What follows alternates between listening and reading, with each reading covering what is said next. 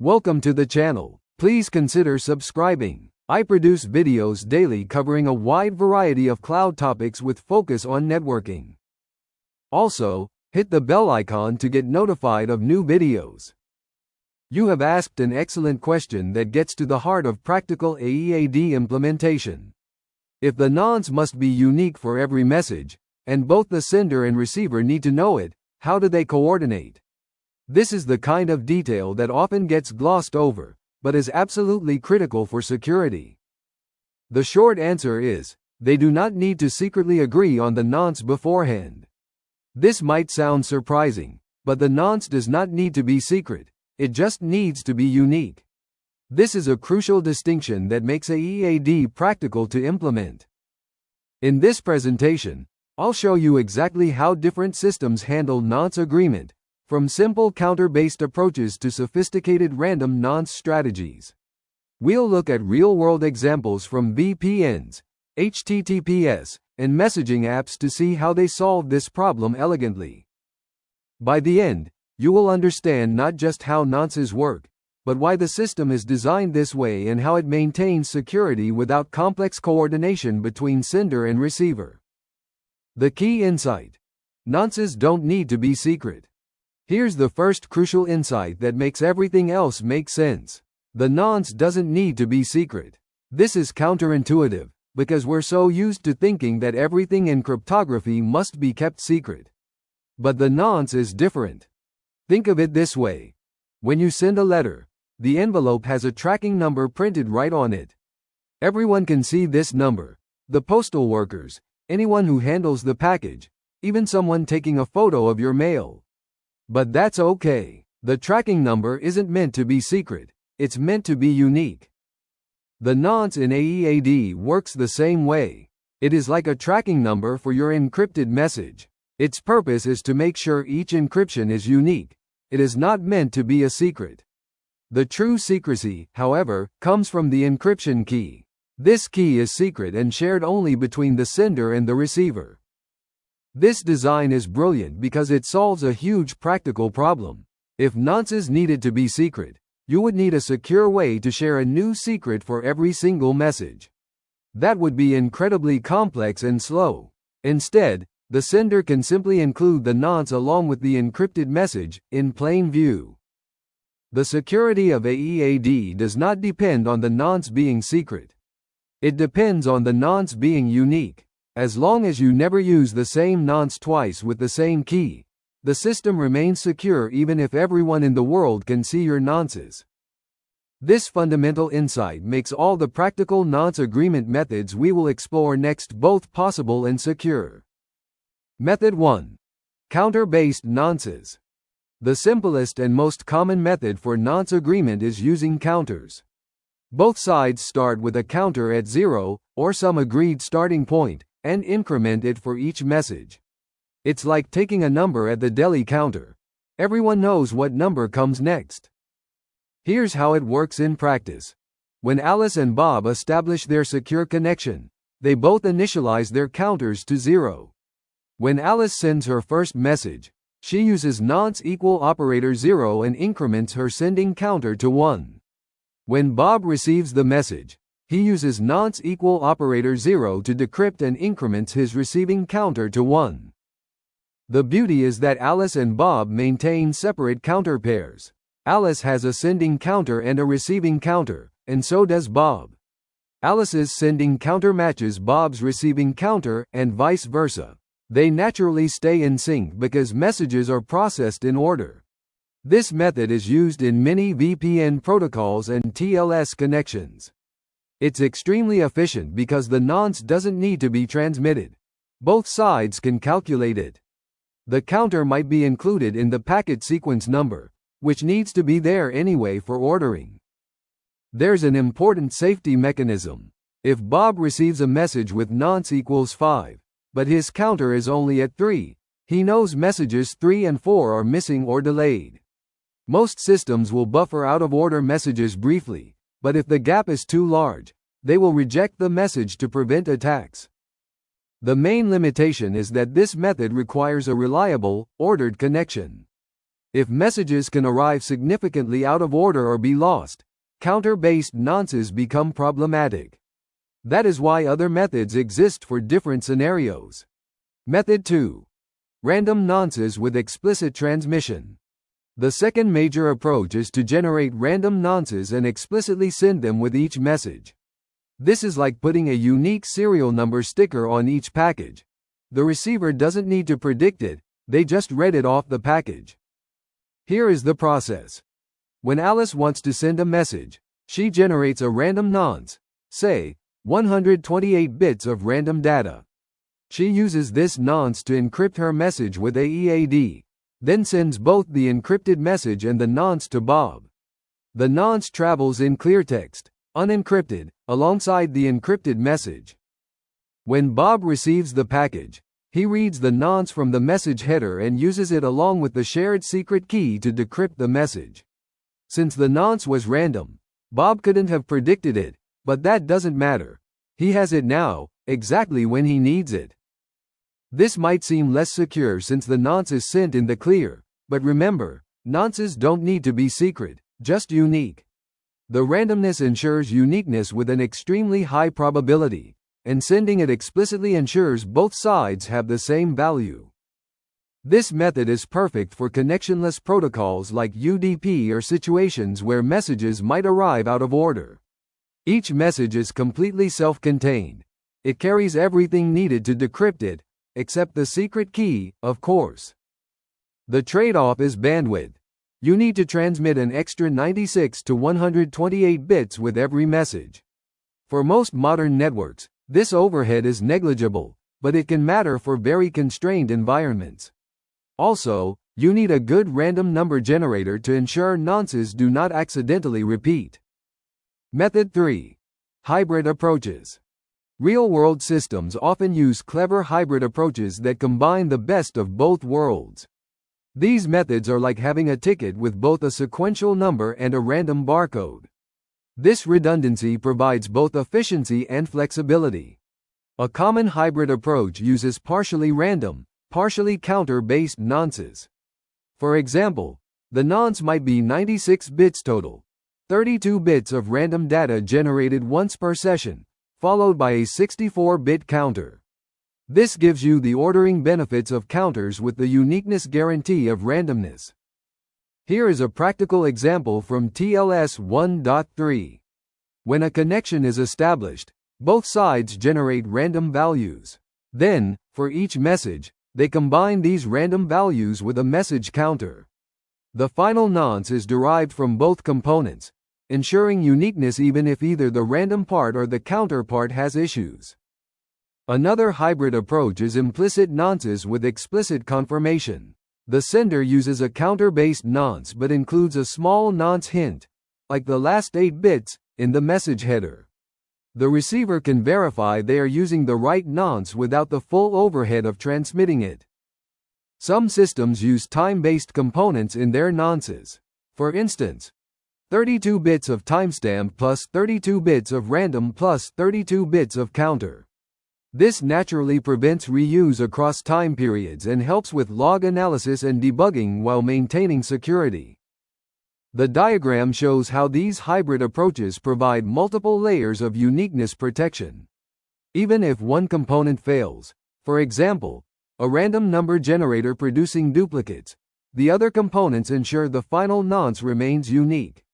This defense-in-depth approach is why hybrid methods are increasingly popular in production systems. Real-world example. How TLS handles nonces. Let's look at how TLS, the protocol that secures HTTPS, handles nonce agreement, as it's a perfect example of elegant engineering that billions of people rely on every day. In TLS 1.3, when you connect to a website, the client and server perform a handshake where they agree on keys and initial values. During this handshake, both sides contribute random values. The client sends a client random, and the server sends a server random. These aren't the nonces themselves, but they help derive them. For the actual data encryption, TLS 1.3 uses a clever technique. Each side maintains a 64-bit sequence number that starts at 0 and increments with each message. But instead of using this directly as the nonce, TLS combines it with a secret value called an IV, initialization vector, that was derived during the handshake. Here's the clever part. The sequence number is XO read with the secret IV to produce the actual nonce. The sequence number itself is never transmitted because both sides track it independently. This saves bandwidth. 8 bytes per message might not sound like much, but when you're Google serving billions of requests, it adds up. If packets arrive out of order, common on the internet, TLS uses the sequence numbers to reorder them correctly. There is a window of acceptable sequence numbers, typically allowing for some reordering but rejecting anything too far out of sequence to prevent replay attacks. When the connection has been active for a long time and the counter might wrap around, TLS performs a key update. Both sides generate new keys and reset their counters, ensuring nonces never repeat. This happens transparently without interrupting your browsing. Real-world example. How messaging apps handle nonces. Messaging apps like Signal and WhatsApp face a different challenge. Messages might be delayed, arrive out of order, or even be delivered days later when a phone comes back online. Let's see how they handle nonce agreement in this chaotic environment. These applications typically use random nonces that are explicitly transmitted. When you send a message, the application generates a fresh, random nonce. It then uses this nonce to encrypt your message and includes it with the encrypted message. This makes each message completely self-contained. But there's an additional challenge: preventing replay attacks. What if someone intercepts your happy birthday message and resends it every year? The encryption would still be valid since they're including the correct nonce. The solution is clever. The apps maintain a seen nonce cache. When Bob receives a message from Alice, he checks if he has seen this nonce before. If he has, he rejects it as a replay. If not, he processes the message and adds the nonce to his cache. This cache does not need to be permanent, just long enough to prevent realistic replay attacks.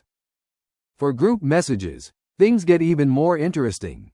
Each sender might use their own nonce sequence, so the group needs to track nonces per sender. Some apps use a sender ID plus counter combination as the nonce, making it naturally unique across different senders. The diagram shows how a message flows through the system, with the nonce prominently included in the message envelope. This design prioritizes reliability and security over bandwidth efficiency, which is perfect for messaging where each message is precious and networks are unpredictable. What happens when nonces go wrong? Understanding nonce agreement also means understanding what happens when things go wrong. This isn't just academic. These failure modes explain why the systems are designed the way they are. The catastrophic failure point is nonce reuse when using the same key. If Alice accidentally uses nonce equal 42 twice with the same key, an attacker can XOR the two ciphertexts together. This causes the keystream to cancel out and reveals the XOR of the two plain texts. With enough reused nonces, the entire security crumbles. But systems are designed to make this extremely unlikely. With random 96-bit nonces, sending enough messages to expect a collision is extremely rare. With counter-based nonces, the system would need to somehow reset its counter, which good implementations prevent. More commonly, issues are benign. For example, out-of-order delivery might cause a message to be rejected because its counter-based nonce is too far behind. Network delays might cause a time-based nonce to be outside the acceptable window. These failures are safe. The message is simply dropped, not decrypted incorrectly. The diagram illustrates various failure scenarios and their outcomes. Notice how the system is designed to fail closed. When something goes wrong, messages are rejected rather than processed insecurely. This is a fundamental principle of secure system design. Recovery from these failures is usually automatic. TCP will retransmit dropped packets with fresh nonces. Messaging apps will generate new random nonces for retry attempts. The key insight is that temporary failures are acceptable and safe, while nonce reuse would be catastrophic, so systems err on the side of caution. Best practices for different scenarios. Now that we understand how nonce agreement works, let's look at best practices for different scenarios. Choosing the right nonce strategy depends on your specific requirements and constraints. For stream-oriented protocols, such as TCP connections, counter-based nonces are ideal. Both sides naturally process messages in order, counters require no bandwidth overhead, and implementation is straightforward. Ensure that counters are properly initialized and never reset during a session. For packet-oriented protocols, like UDP, random nonces with explicit transmission work best. Each packet stands alone, order does not matter, and the bandwidth overhead is usually acceptable. Use at least 96 bits of randomness to make collisions astronomically unlikely. For long-lived connections, implement key rotation before counter exhaustion. With a 64-bit counter, you can send 2 to the 64th power messages, but it is wise to rotate keys well before this limit. Many systems rotate after 2 to the 32nd power messages or 24 hours, whichever comes first. For constrained devices, such as IoT devices and sensors, consider hybrid approaches. A device might use its unique ID, a timestamp, and a small counter. This ensures global uniqueness without needing strong random number generation. The timestamp can be coarse, such as hourly, to save bits.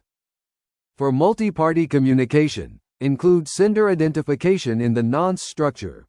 This naturally prevents collisions between different senders without coordination. For example, sender ID 32 bits plus timestamp 32 bits plus counter 32 bits. The table summarizes these recommendations with concrete examples from real protocols. The key involves matching your nonce strategy to your communication pattern and constraints, while maintaining this critical property. Never reuse a nonce with the same key. Summary: the elegant solution to a complex problem. We've journeyed through the various ways systems achieve nonce agreement, and I hope you now see how elegant these solutions are. The key insight that makes it all work is that nonces need to be unique, not secret. This design principle enables practical solutions: counters that naturally stay synchronized, random values that can be transmitted openly, and hybrid approaches that provide multiple layers of protection.